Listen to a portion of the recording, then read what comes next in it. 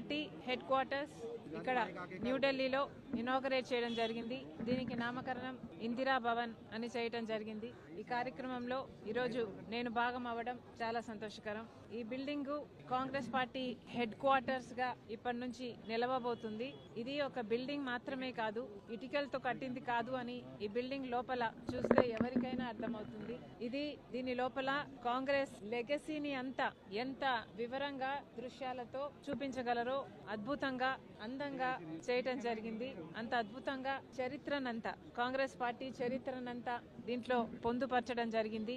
అసలు లోపల భాగం చూస్తే దేశ స్వాతంత్రం దగ్గర నుంచి, స్వాతంత్ర పోరాటం దగ్గర నుంచి, భారతదేశ పునాదులు వేయడం దగ్గర నుంచి ఇప్పటి వరకు కాంగ్రెస్ పార్టీ నాయకులు ఎంత వారి శ్రమను, వారి రక్తాన్ని దారపోసారో, ఎంతమంది ప్రాణ త్యాగాలు చేశారో, ఎంతమంది కాంగ్రెస్ యోధులు, కార్యకర్తలు అన్ని త్యాగాలు చేస్తే ఈ దేశానికి స్వతంత్రం వచ్చిందో, ఆ తర్వాత కూడా మన దేశానికి పునాదులు వేసి రాజ్యాంగాన్ని నిర్మించి ప్రపంచంలోనే అతిపెద్ద డెమోక్రటిక్ నేషన్ గా ఈరోజు భారతదేశం నిలబడింది అంటే దీనికి అంతటికీ కారణం కాంగ్రెస్ పార్టీ. ఆ చరిత్రనంతా లోపల గోడల మీద చూపించడం జరిగింది. చాలా సంతోషం. కంగ్రాచులేషన్స్. ప్రతి కాంగ్రెస్ కార్యకర్తకే కాదు, దేశంలోని ప్రతి పౌరునికి కూడా ఇది గర్వకారణం.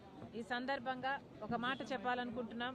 నిన్న ఆర్ఎస్ఎస్ ముఖ్య నేత ఒక వ్యాఖ్య చేయడం జరిగింది. భారతదేశానికి స్వతంత్రం 1947 లో రాలేదు, నిజమైన స్వతంత్రం రామ్ మందిర్ కడితే అప్పుడు వచ్చింది అని ఒక ఆర్ఎస్ఎస్ ముఖ్య నాయకుడు నిన్ననే ఈ వ్యాఖ్య చేయడం జరిగింది. అసలు దేశ ప్రజలంతా ఆలోచన చేయాలి, ఈ మాటలను గమనించాలి. ఇవి దేశ ద్రోహ మాటలు కాదా? వీళ్ళు అధికారంలో ఉన్న వాళ్ళలాగా మాట్లాడుతున్నారా? వీళ్ళు టెర్రరిస్ట్ లాగా మాట్లాడటం లేదా? వీళ్ళ వ్యవహారం టెర్రరిస్ట్ లాగా లేదా?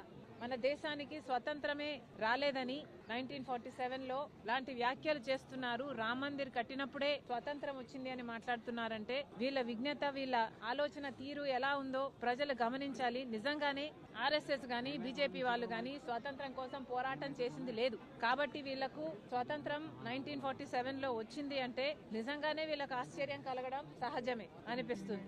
వీళ్ళు ప్రాణ త్యాగాలు చేయట్లేదు, వీళ్ళు స్వాతంత్రం కోసం వాళ్ళ రక్తం పెట్టలేదు, వీళ్ళ శ్రమ లేదు, ఏది లేకుండానే మనకు స్వాతంత్రం, భారతదేశానికి స్వాతంత్రం వచ్చిందని వీళ్ళకి ఏడుపా?